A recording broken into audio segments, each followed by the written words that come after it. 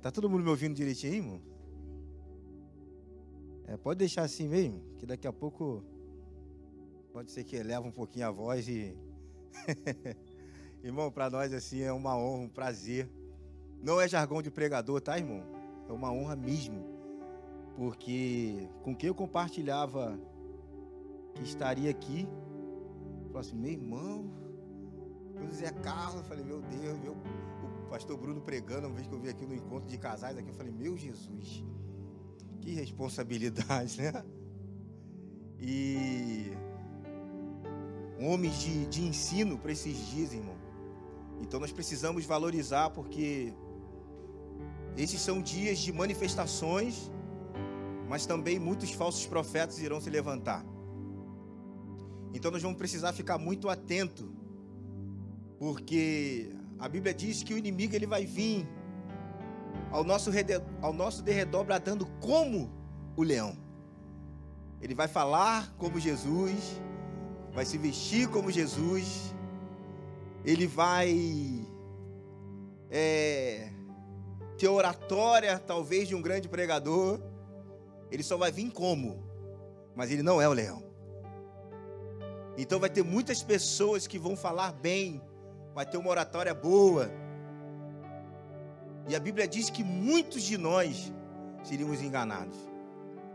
Então, irmão, cuidado com as pregações do YouTube. Cuidado com as coisas que nós estamos ouvindo. Nossa vida está muito agitada. Então a gente está pensando que... Algumas pessoas pensam que assistir uma mensagem no YouTube, isso é vida de devoção, uma vida de oração. Então, enquanto alguns aqui estão alegres, outros estão maravilhados. Então, talvez, quando a gente se torna pastor de uma igreja, a gente romantiza muito do começo, depois a gente vai vendo que nós somos uma igreja normal, e a gente tenta fugir um pouco da organização, e tudo que eu não queria era um culto para os homens, um culto para as mulheres, o culto dos jovens. E agora a gente entende que a gente precisa, para cada pessoa a gente precisa ter uma linguagem.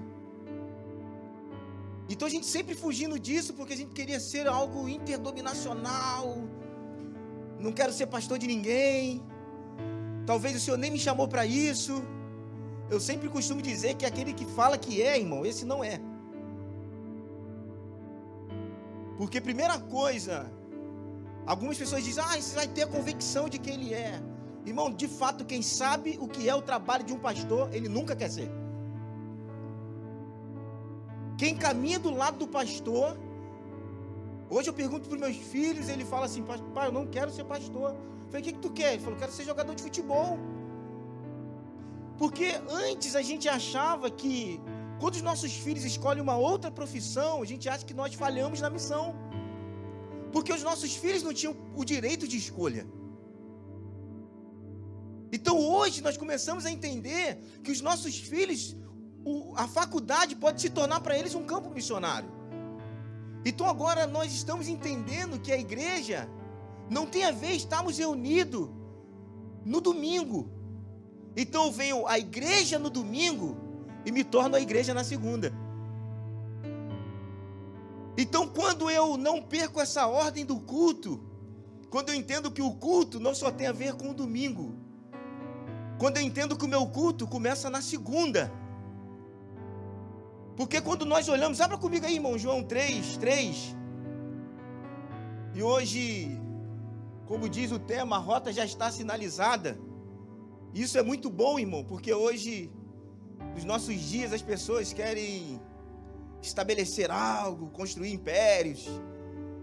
Então, quando olhamos para o Evangelho, nós entendemos que é simplesmente, olhamos para a vida de Jesus, nós só estamos dando continuidade ao que Cristo já começou. Só isso. Quando alguém não dá continuidade àquilo que Cristo começou, isso é império, irmão.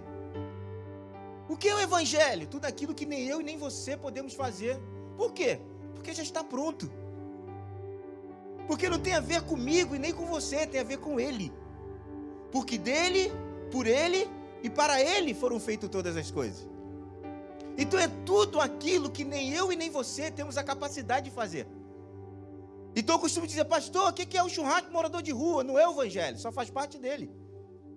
Isso é social, irmão. O evangelho é Jesus. Então tudo que a gente faça de social, isso ainda não é o evangelho. Porque senão a gente se torna um ativista cristão, irmão. Então eu faço, mas não me torno.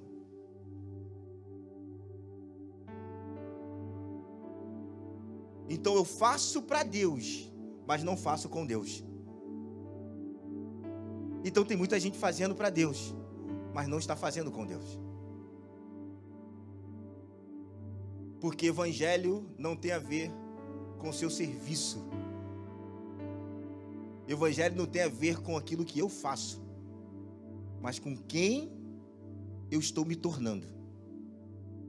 E logo quando você se torna, você faz. Você vai ver que quando Deus, Caim e Abel, oferece suas ofertas, antes de ele rejeitar a oferta, ele rejeitou o coração. Então não tem a ver o que eu faço, tem a ver com que coração eu estou fazendo. Com que coração eu estou fazendo? Todo mundo abriu aí, irmão? Amém? Todo mundo me olhando assim, meio... Todo mundo acostumado com o pastor Zé Carlos, né, irmão? Todo domingo. Me ajuda, irmão. Dá um sorriso aí, amém? Glória a Jesus. Abra aí, irmão, João 3,3 diz assim: digo-lhe a verdade, ninguém pode entrar no reino de Deus se não nascer da água e do Espírito. O que nasce da carne é carne, mas o que nasce do Espírito é Espírito. Irmão, quero me parar nisso aqui. Quando a Bíblia está dizendo, digo-lhe a verdade, ninguém pode entrar no reino dos céus se não nascer da água e do Espírito. E o mais interessante é que quando Jesus ele se encontra com esse homem, quem era esse homem, irmão? Nicodemos, homem inteligente. Nicodemos hoje seria um dos homens ministro do STF, inteligente, poliglota. E agora Jesus se encontra com esse homem, diz assim, cara, se você não nascer de novo, você não pode ver o reino dos céus. E aí Nicodemos diz assim, mas como pode uma mãe, um filho, depois de já crescido, velho, voltar para o ventre da sua mãe? E Jesus diz assim, Nicodemos, se você não nascer de novo, você não vai entrar, já muda tudo. Então Jesus estava dando uma oportunidade de Nicodemos nascer de novo. Jesus está dizendo para ele assim, Nicodemos, se você não voltar para o princípio, o início de tudo, você não vai entrar, não vai ver.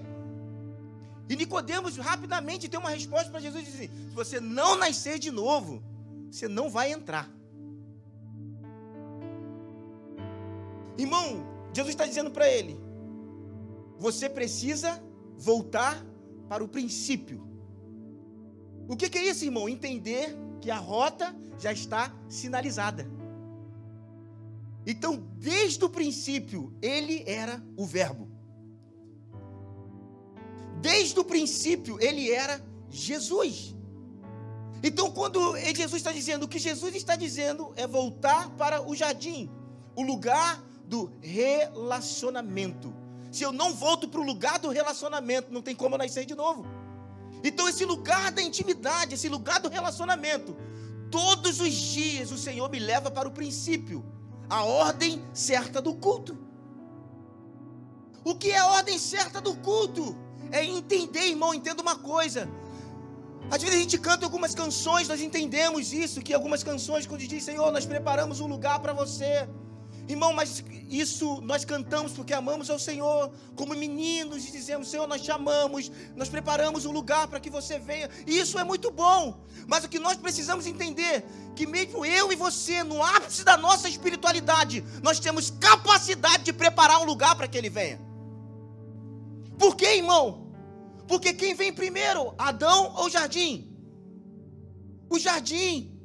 Então o lugar em Deus, Ele sempre vai preparar um lugar para que você entre.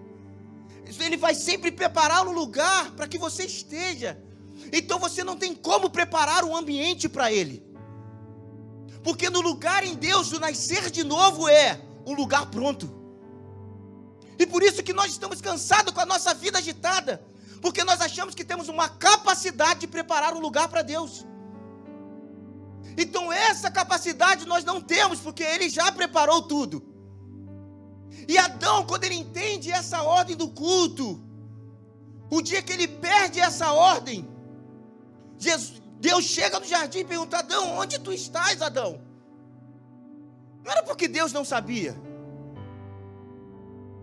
Era Deus dizendo: por que você faltou ao encontro, cara? Porque você saiu do lugar que eu te posicionei.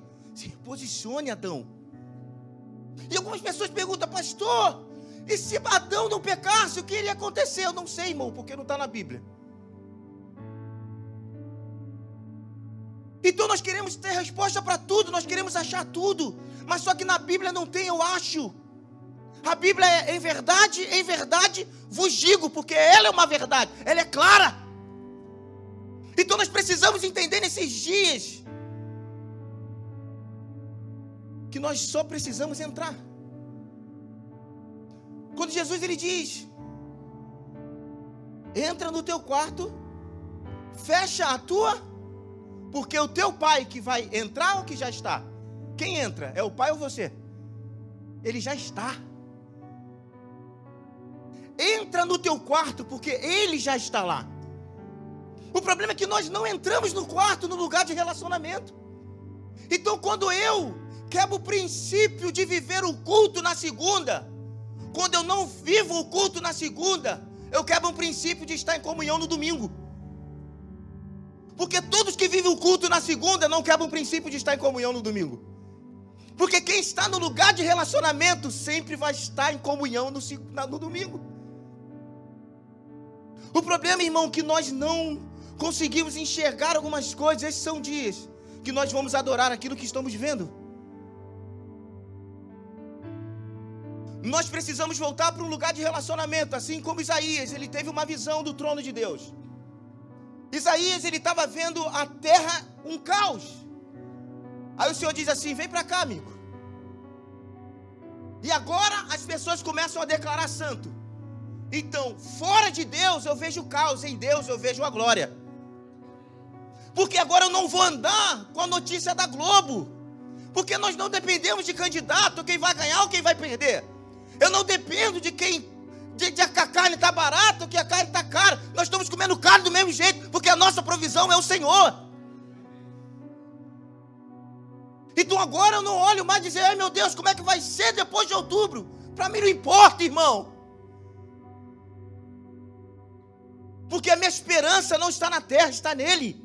Ele é o autor e o consumador da nossa fé. Então esses são dias, irmão, que é onde o Senhor quer nos dar visão. E nós precisamos declarar isso de uma forma clara. Como Isaías viu. Quem veremos? Quem há de ir por nós?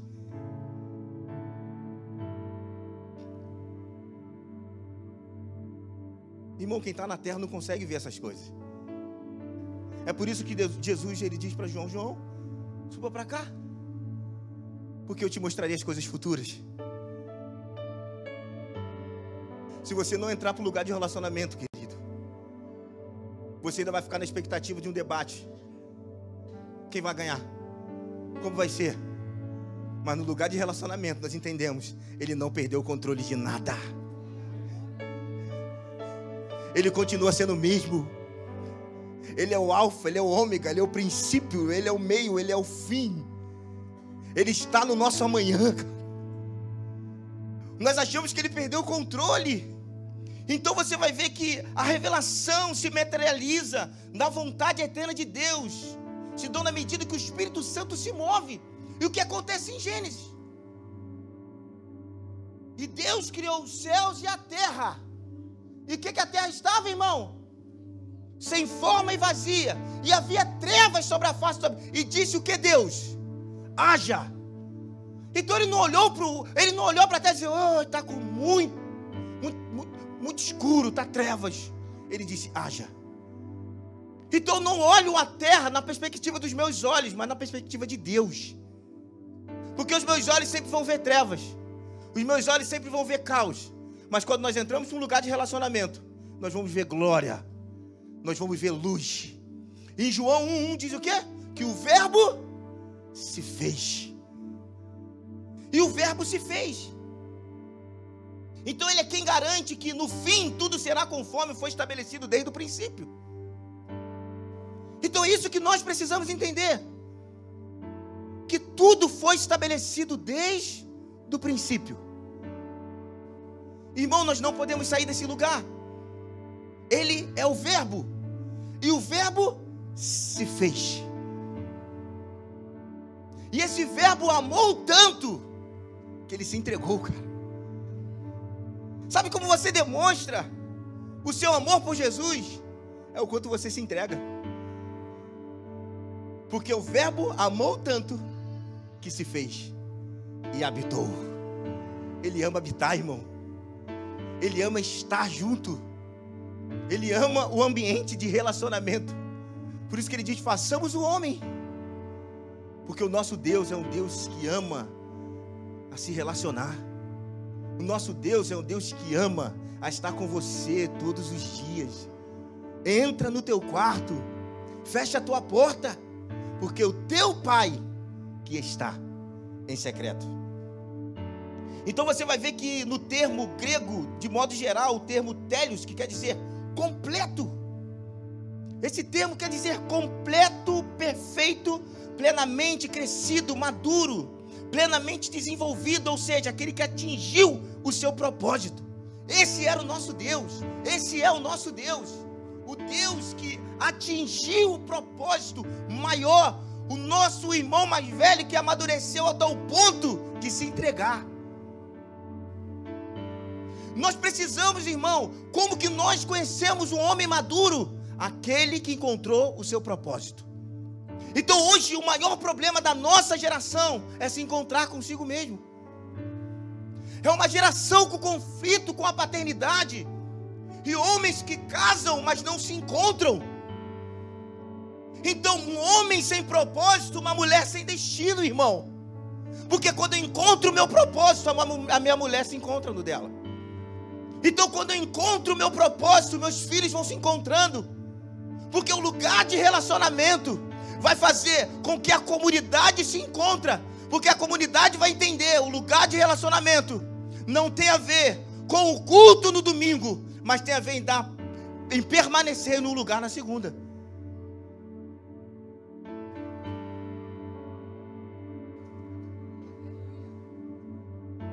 E tem muita gente, irmão, que vem à igreja no domingo, mas não consegue ser a igreja na segunda. O maior problema dos cristãos é conseguir ser a igreja na segunda. Então esses são dias, irmão, que nós precisamos entrar no lugar de maturidade, ao ponto de nos entregarmos. Então nesta revelação, o conhecimento de onde vem, para onde vai, de tal modo que só vai para Deus o que vem de Deus. Então esses são dias, irmãos, que nós precisamos entender o que é erro e o que é pecado. Talvez tem coisas que você está fazendo que só são erros. E talvez você está fazendo para Deus, mas querendo ser reconhecido, e se torna pecado, fazendo o que é certo.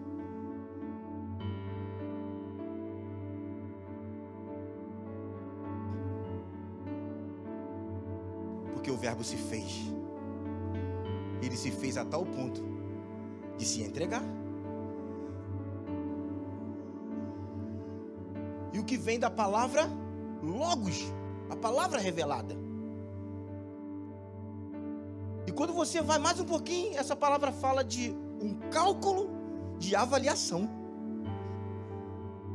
Então, irmão, quando essa palavra revelada, ela penetra, não é para calcular a vida do irmão, é para calcular a minha vida. Então, quando Deus me dá uma palavra, Ele não dá uma palavra para a igreja, Ele dá uma palavra para mim. E eu compartilho com a igreja. Porque eu não leio para dar uma palavra para alguém. Porque se a palavra não me pega, irmão, não afeta ninguém. Então, toda palavra que o Senhor tem te dado é para você e não para alguém. É um cálculo de avaliação. Efésios 1:17. Olha o que diz. Para que o nosso Deus e o nosso Senhor Jesus Cristo, o Pai da glória, vos dê o espírito de sabedoria e de revelação, e no pleno conhecimento de quem, irmão? Dele. É do conhecimento deles. E antes de considerarmos sobre a obra do ministério do Espírito Santo em nossa vida, temos que meditar sobre alguns conceitos que, se mal entendido, pode se comprometer ou comprometer a vida de alguém. Então, se não afeta a minha vida, não afeta a vida do outro. Então, talvez, sendo mal compreendido, eu possa acabar com a vida de alguém. Vamos lá, Provérbios 3:5. Confia no Senhor de todo o teu coração e não te estribe do teu próprio entendimento. Então hoje, o que nós estamos querendo fazer, irmão? Nós estamos igual Nicodemos. Ou você acha que o pastor José Carlos não tem estratégia gospel para encher mais a igreja? Você acha que não, irmão? Bota uma música aqui. Terça-feira do avivamento. Faz uma filmagem aqui com uns 10 jovens aqui. Estou te falando porque a gente já fez isso, tá? Hoje nós somos igreja. Antes nós éramos só uma movimentação.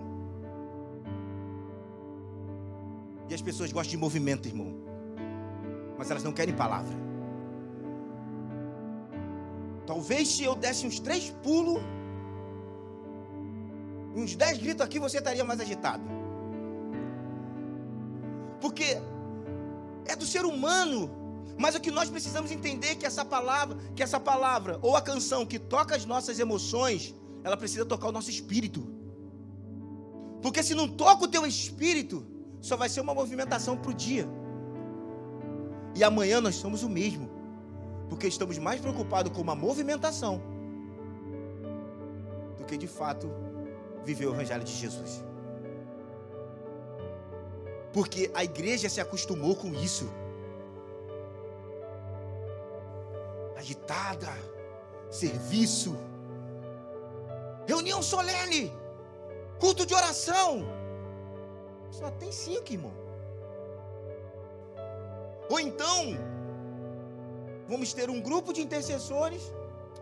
Esses aí oram. Então a igreja já não é mais intercessora, porque agora se tem um grupo. E a igreja não precisa orar mais.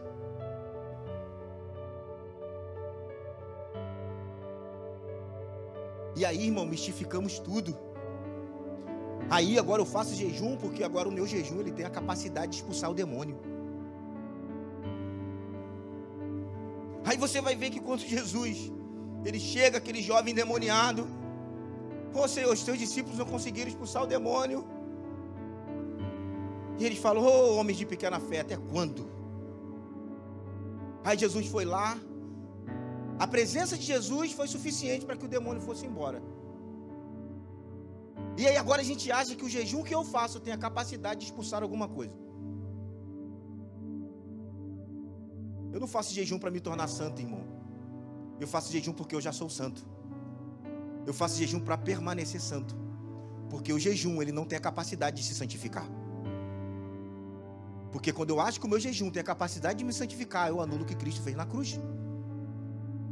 E pastor, mas agora por que eu faço jejum? Para permanecer. Porque a presença de Jesus no ambiente é suficiente para que os demônios sejam expulsos. O que nós precisamos é buscar a presença. E agora, pastor, por que eu faço jejum? Para um batismo de saudade. Saudade do noivo. Eu vou fazer jejum porque eu vou te aguardar e só vou parar até que você venha. Maranata, ora vem Senhor Jesus. Então, irmão, esse lugar de revelação, esse lugar de entendimento, de clareza, onde o Pai ele vai começar a manifestar os dons, não é porque você faz. Irmão, entenda uma coisa, eu vi um homem entrando dentro de um lugar de oração, um homem chamado Zacarias. Deus deu uma revelação para ele no lugar, num turno de oração, e ele não acreditou. Tem coisa, irmão, que você não vai acreditar, mas Deus não vai deixar de fazer. Que isso, pastor? É, porque não tem a ver contigo. Não tem a ver com você. Aí agora a gente vê aquele homem que deu 18 tesouradas numa mulher. Ah, mas agora o homem é pastor da Lagoinha. Irmão, isso é o escândalo da graça. Não tem como eu e você imaginar o que é isso. Isso é graça de Deus. Porque não tem a ver com aquilo que eu e você estamos fazendo. Tem a ver aquilo com o que Ele quer fazer. E Ele quer salvar todos.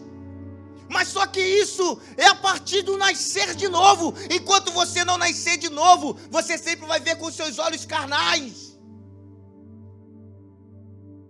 Então você sempre vai ver a partir de uma doutrina e não de uma graça.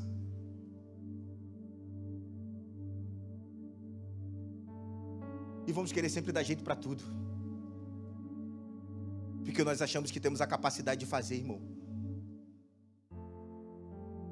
Esses dias eu entrei em crise com Deus, eu falei, Senhor, tem tantos homens inteligentes, tantos homens de mais capacidade do que eu. Vamos conversar com o pastor Zé Carlos, eu falei assim, meu Deus, ficar calado aqui.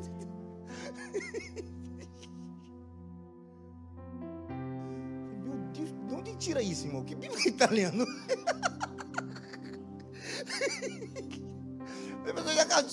Todo o texto que ele me fala, eu vou lá ler de novo, mas eu não entendo do jeito que ele entende. Ele falando sobre dons, irmão. Sim. 10 minutos. Eu falei, meu Deus, até agora eu entendi tudo sobre dons errado.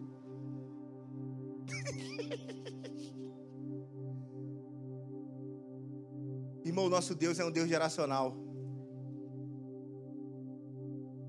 O nosso maior problema, como os jovens, que é anular aquilo que os nossos pais já construíram, cara. Ele é o Deus de Abraão, o Deus de Isaac e o Deus de Jacó. Ninguém vai anular o que os nossos pais já fizeram. E algumas dizem, meus pais se perderam, meus pais na fé. Se perdeu não, porque senão você não estaria aqui. Te ensinaram muito bem, porque fez com que você permanecesse, cara. Eles só não se moveram de acordo com as nossas expectativas, mas eles não erraram.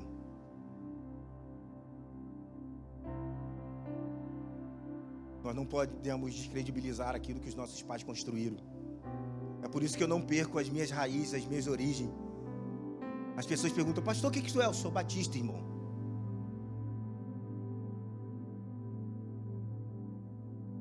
Eu não quero construir uma denominação nova. Eu só quero continuar amando o Senhor, cara.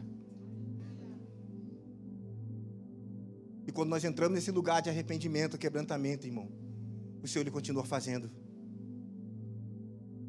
Esses dias eu perguntei ao Senhor, eu falei, Senhor, eu não mereço nada. E às vezes a gente vai olhando a estrutura, vai vendo as coisas acontecendo e Deus, quem sou eu? O cara que passou tanta luta na infância, tantas guerras. Esses dias a gente estava tentando entender. Meus pais ficaram 58 anos juntos. E eu fiquei entendendo, tentei entender, falei, Deus, qual foi a missão do meu pai aqui na terra? Esse cara parece que não fez nada. Criou 7 filhos, irmão. Mas a sensação que parece que tudo que nós aprendemos com a minha mãe. Uma vida de oração, de devoção. Quem não tinha nada disso, era aquele cara que interpretava a Bíblia toda errada. Olha que está lá com o Senhor. E aí eu falei, qual foi a missão dele?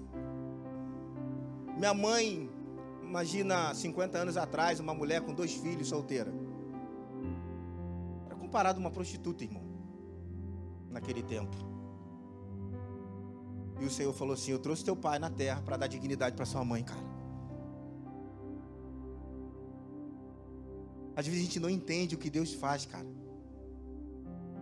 Talvez você que está aqui hoje, uma mulher solteira, Deus vai te dar um homem, um marido, apaixonado. A sua família que não te respeitava vai passar a te respeitar, porque o Evangelho traz dignidade, irmão.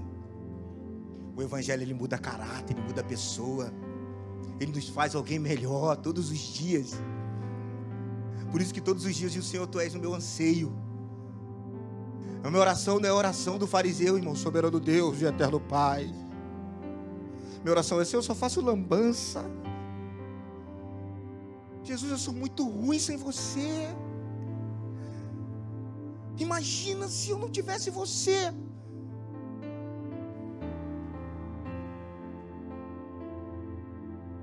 Mas obrigado, Espírito Santo.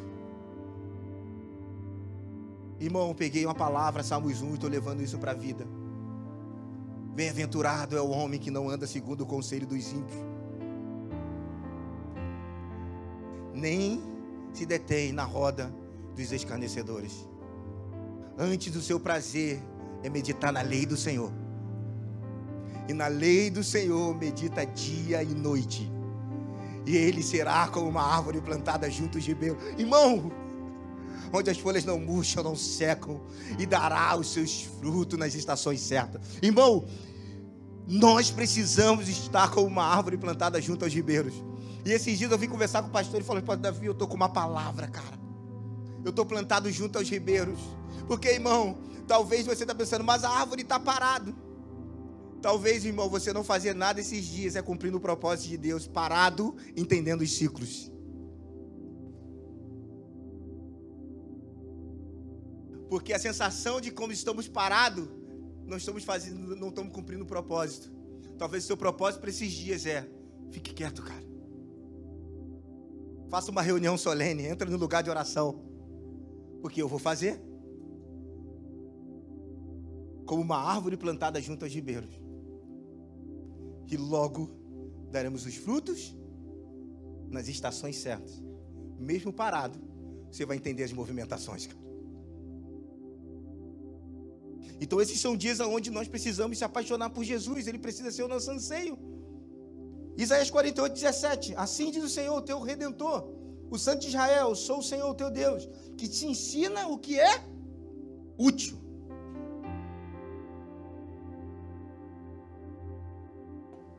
Isaías 48, 17. Que ensina o que é útil e te guia pelo caminho que deves andar. Esse é o nosso Senhor.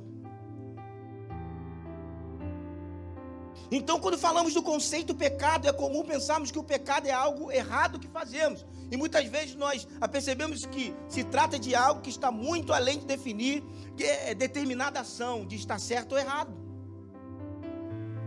Na verdade, podemos fazer coisas erradas que são pecados, ou são apenas erros. Ou pior, podemos estar fazendo coisas certas, achando que são santas, no entanto, estamos pecando. Não, isso é santo. Irmão, tudo aquilo, o que eu faço para Deus, e foi difícil a gente entender isso. Quando eu faço para Deus, e a minha casa não corresponde com isso, vai para os ribeiros, irmão. Vai para os ribeiros. Porque nós precisamos entrar junto nesse lugar. Porque talvez até o que eu acho, ou talvez que é santo, se torna pecado, por não entender as estações. Porque, irmão, a rota está sinalizada, cara. Não invente nada. Eu lembro de quando Jesus, ele caminhando com os discípulos a caminho de Emaús. Jesus havia uma promessa para aqueles homens. Espera onde, irmão? Ele vai lá encontrar com vocês na Galileia, fica lá. Ele vai chegar lá. E aqueles homens frustrados, Maria, já tinha ido lá no sepulcro, foram lá, ele não está lá. E aqueles homens agora saem desacreditados. E agora Jesus do lado daqueles homens. E aí, rapaz, o que está acontecendo? Ah, tu não sabes? És tu peregrino aqui? Jesus, rapaz, morreu. Falou que ao terceiro dia ia ressuscitar. E nada. E Jesus vai conversando com eles. Conversando a respeito de quê, irmão? Das Escrituras. Jesus poderia mesmo descer fogo do céu, não podia? Jesus poderia fazer qualquer outra coisa, irmão. Mas ele compartilhou as Escrituras. E agora Jesus vai ao encontro, vai com aqueles homens para Emaús. E agora Jesus diz para ele: eu não sei o que está acontecendo. Acontecendo isso, então, que vocês têm uma visão da terra. Eu não caminho com aquilo que a Globo diz ou a Record diz, irmão. Eu caminho com aquilo que o Senhor está falando. E aqueles homens dizem assim: mas não queimavam os nossos corações enquanto ele compartilhava a respeito das Escrituras? O coração deles queimava. E agora aqueles homens, Jesus senta com aqueles homens. O que Jesus fez, irmão? Jesus fez a rota deles, sim ou não?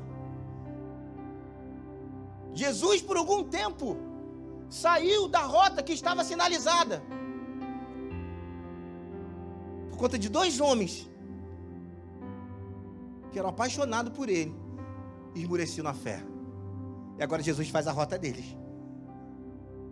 E vai, irmão. Jesus agora se assenta com aqueles homens. E como que eles conhecem Jesus? No partir do pão. A Bíblia diz que os seus olhos se abriram. Sabe quando nossos olhos são abertos, irmão, no lugar de revelação? Quando nós compartilhamos quem somos. Jesus diz: eu sou o pão vivo que desceu do céu. E ele se reparte. Uma vez Jesus já tinha ensinado para eles: assim como eu vos fiz, faça a vós também. Então, o lugar de se repartir, eu caminho no lugar de revelação. Então, quanto mais eu me dou, mais revelação eu tenho de quem Cristo é.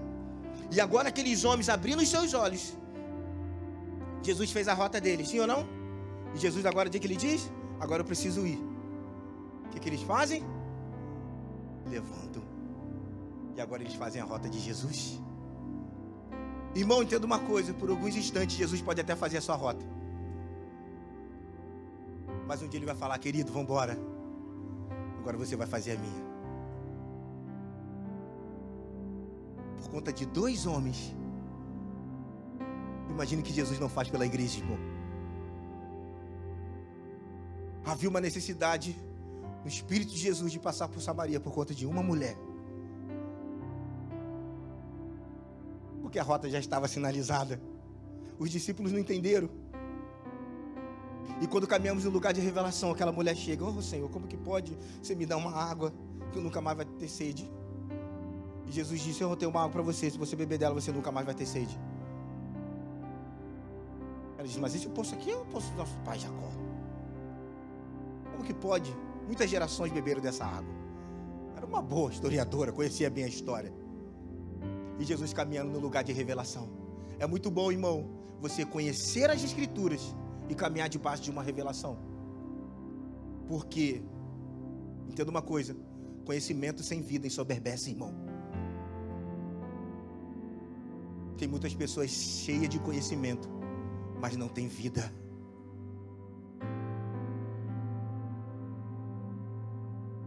O conhecimento é muito bom, porque você vai ter muito mais revelação. Mas busca a vida. Busca a vida de Jesus. Aí aquela mulher, boa historiadora, sabia do passado de todo mundo. Jesus diz para ela: mas cadê o seu marido? Eu não tenho, Senhor. Essa é a capacidade de Jesus. Nós conseguimos discernir corações de pessoas. Ela bem sei que até esse cestinho aí que você tem, isso não é seu. Aí um dia ela se encontra com um homem, o 7º homem da sua vida, que ia mudar toda a sua trajetória. Irmão, entenda uma coisa: quando você encontrar Jesus, e o mais interessante, o que ela foi buscar lá, irmão? O que ela foi buscar lá? A Bíblia diz que quando ela encontrou Jesus, a Bíblia diz assim: e deixando ela o seu cântaro. Irmão, todos os seus anseios terrenos, quando você encontrar Jesus, cara, você não vai ter mais necessidade. Que até aquilo que era uma necessidade, quando você encontrar Ele, você vai deixar. Porque Ele é suficiente. Ele é suficiente. Cristo é suficiente. Irmão, nós precisamos caminhar num lugar de arrependimento e quebrantamento, cara. Não há outro lugar. Não há outro lugar, irmão. Deus vai te dar um bom emprego, mas não deixe que nada do que Ele te deu te tire dele. Porque tudo que Ele te dá, te tira dele, Ele tira de você, cara.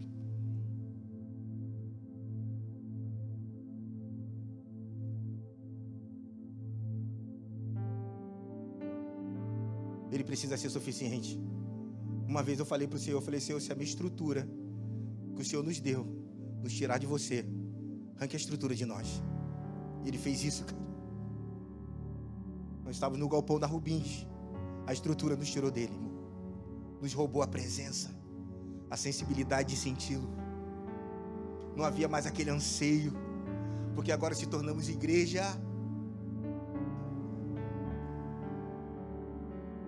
E a estrutura nos roubou. E Ele falou: Davi, eu te amo tanto, cara. Um dia você falou isso para mim, e eu vou te tirar.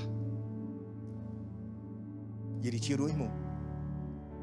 E nós voltamos para casa com aquela sensação de que deu tudo errado. Viu? Eu falei para você que não era para mim isso. Irmão, chegou gente lá em casa, mais lá em casa do que quando nós estávamos no galpão. Nossa finança triplicou em 6 meses.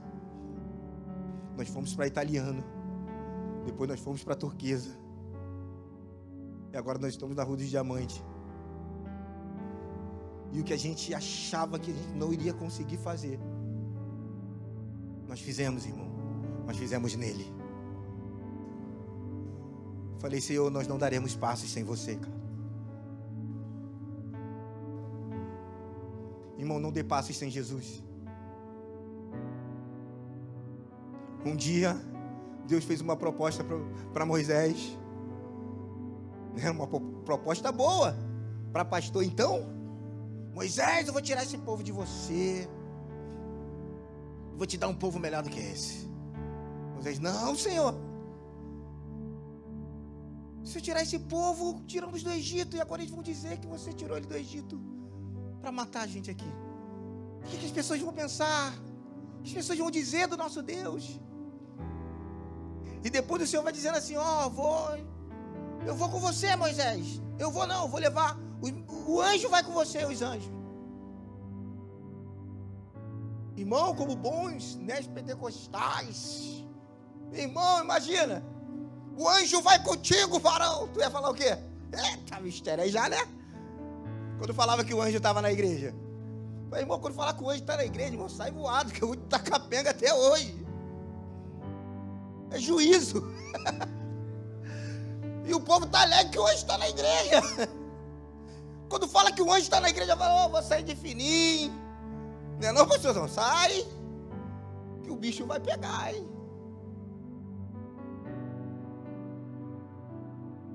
E aí, irmão, a proposta foi boa.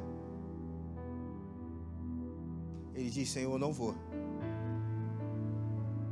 se a sua presença não for comigo.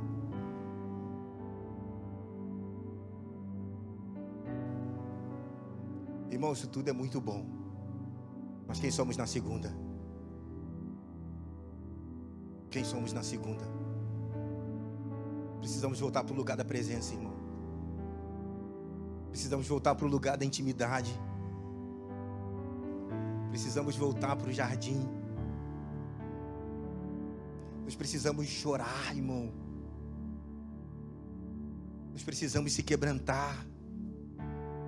Nós precisamos estar mais atentos à voz de Deus. entender aquilo que Ele está sinalizando para nós. São coisas poderosas.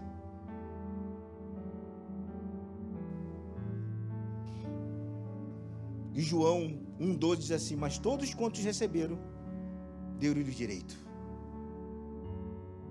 de se tornarem filhos de Deus, aqueles que crerem no seu nome. Ele nos deu direito, irmão.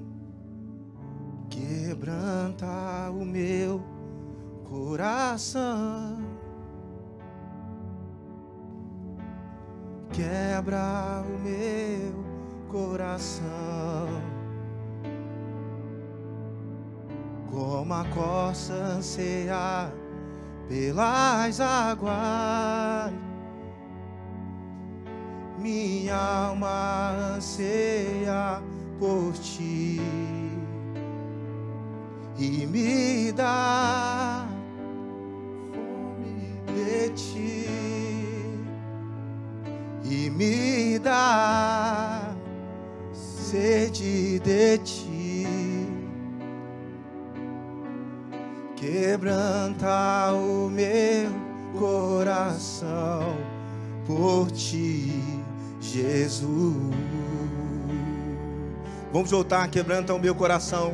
Faz essa música, a sua canção, a sua oração. Vamos lá. Quebranta o meu coração. Vamos lá, vamos lá. Quebra o meu coração, e como a corça anseia pelas águas, minha alma anseia por ti. Vamos lá. E me dá fome de ti, e me dá sede de ti. Vamos lá, deixa o Senhor tocar o seu coração. Quebranta o meu coração por ti, Jesus.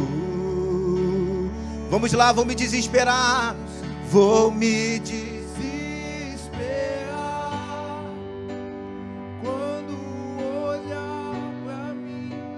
Vou te dizer, eu preciso de ti. Olha pra mim, olha pra mim, cuida de mim. Eu quero te dar o meu coração, vou ofertar o meu tesouro, meu coração. Irmão, esses são dias que é onde o Senhor Ele vai descortinar os nossos olhos. Pastor, o que você veio fazer aqui hoje? Só te lembrar do que tudo Ele tem dito, das coisas que Ele tem dito.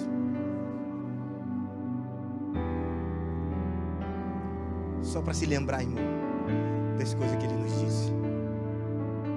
Quando os discípulos se perderam, havia uma palavra: porque procura dentre os mortos aquele que vive. Lembram do que Ele vos disse. Lembra? Tem uma promessa para você, cara. Tem uma promessa para sua casa. Ele tem uma promessa para você. Ele deu uma palavra um dia para você. E talvez, irmão, os nossos conflitos internos da paternidade, das sequelas que os nossos pais deixaram, as coisas vão acontecendo, foram acontecendo, e a gente foi tomando outros rumos, cara. Mas nós tínhamos uma palavra, e ela esmureceu no seu coração. E hoje eu vim te lembrar do que Ele te disse. Irmão, não sai desse lugar, cara.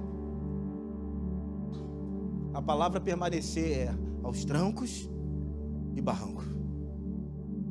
Mesmo aos trancos e barrancos, permaneça. Porque um dia Ele vai liberar o poder dunamis sobre você. E aí, o que esse poder do Espírito tem a capacidade de fazer, irmão? O poder dunamis, a capacidade, ele tem a capacidade operante e ele é violento. Ele é violento porque ele tem a capacidade de fazer com que eu e você possamos nos mover. Porque o Espírito se move. Deus, ele não muda, mas se move. E ele está se movendo aqui, cara. Ele está aqui, irmão. Talvez você veio para mais um culto. Talvez você veio para cá, não entendendo a ordem do culto. Mas eu quero te dizer uma coisa: só entrega aquilo que tem. É por isso que às vezes a gente vê uma expressão de alguém no domingo e olhamos para a expressão do outro na segunda e diz: por que ele é assim? E por que ele é assim? Porque só entrega aquilo que tem. Qual era o culto de Adão? Cultivar o jardim. Aquilo que Deus iria dar, ou aquilo que Deus já havia dado? Então Adão cultivava o jardim. O culto de Adão era cultivar. E de noite ele entregava o que cultivava. E um dia Deus chega, Adão não entrega. Você diz: Adão, cadê o que eu te dei? Por isso que quando eu não vivo o culto na segunda, eu quero o princípio de estar no domingo. Por que eu vou? Porque eu não cultivei. Por que eu vou? Para entregar o quê? Mas só que você precisa entender que o que você tem, porque Ele já te deu. E não porque você teve uma capacidade de cultivar. Ele deu. Só desfrute, cara. Desfrute, porque o Espírito se move. E esse poder dunamis, a capacidade operante. E quando fala de poder, fala de ter a faculdade ou a possibilidade de podermos dizer a verdade, de possuir força física, moral, de ter influência e sermos violentos. Então isso é, quando esse poder, ele afeta o meu espírito, eu tenho a possibilidade de podermos dizer a verdade, possuir força física e moral. Por isso que ele diz: aquele que espera no Senhor, esses voarão, correrão e não se fadigarão. Porque é esse poder operante que mesmo no lugar operante eu não me perco, permaneço no lugar de sensibilidade, de esperar em um lugar mesmo com a fé esmorecida, mas dizendo: eu preciso permanecer, eu preciso estar nesse lugar. E logo esse poder me dá a capacidade. Que capacidade? Um potencial para conter.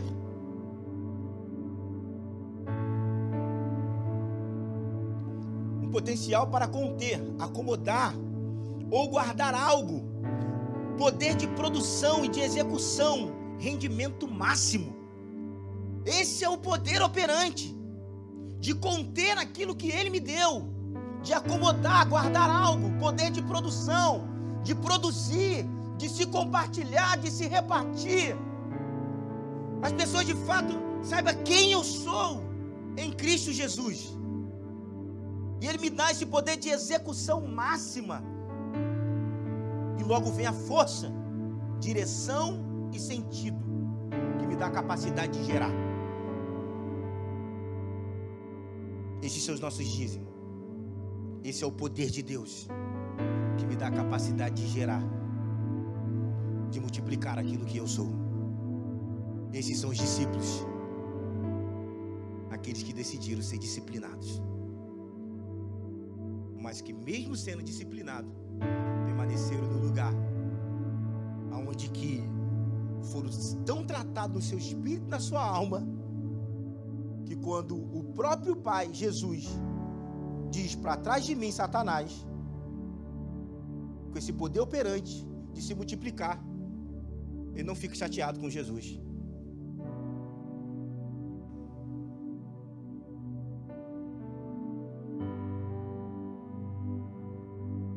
Porque Porque quando eu estou operando e o Senhor me disciplina, ainda que Ele fale para me corrigir, eu permaneço em um lugar, porque as minhas emoções não são afetadas, não afetam a missão. Esses são dias, irmãos, que o poder operante de Deus, Ele vai ativar você,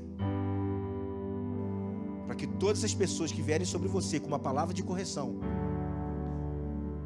o teu espírito não vai ser incomodado com o ato de dizer: está me afrontando. Não, está me confrontando, porque eu preciso ser tratado. Esse é o espírito, aonde você não vai ficar chateado com o que falam, porque as suas emoções não vão afetar a missão. Irmão, não deixe que as suas emoções afete esse espírito operante. Deixa ele fazer, irmão. Eu quero nascer de novo todos os dias. O Senhor, Ele não vai fazer nada novo, irmão. Ele vai fazer o que está na Bíblia. Ele só vai fazer tudo novo de novo. Mas Ele não vai fazer nada além.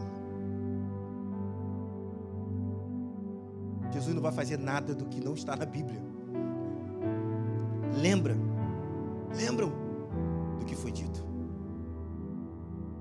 Todos os dias nós só precisamos lembrar do que nos foi dito. Vamos ficar de pé, irmão.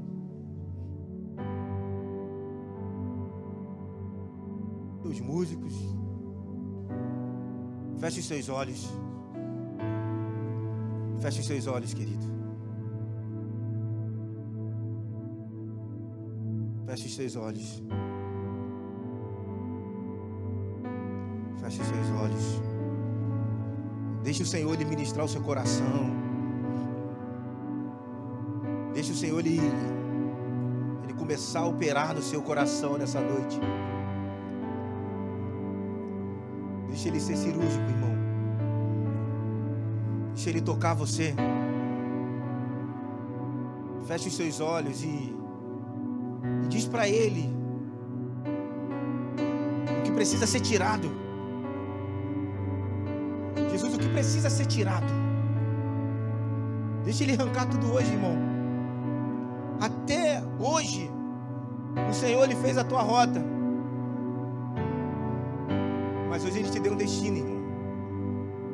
Talvez você estava como os discípulos a caminho de Emaús. Até hoje o Senhor fez a sua rota, mas a partir de hoje você vai começar a fazer a rota dele, porque a rota está sinalizada, irmão. Quantos estão dispostos a isso? Eu estou disposto a isso, pastor. A missão não vai afetar as minhas emoções. O meu passado não vai impedir de eu acessar o meu futuro, porque eu vou entrar nesse lugar em Deus. Não é a hora, irmão, de você lembrar do seu passado, mas é a hora de você viver hoje o seu presente.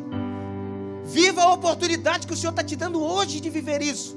Um coração apaixonado por Ele.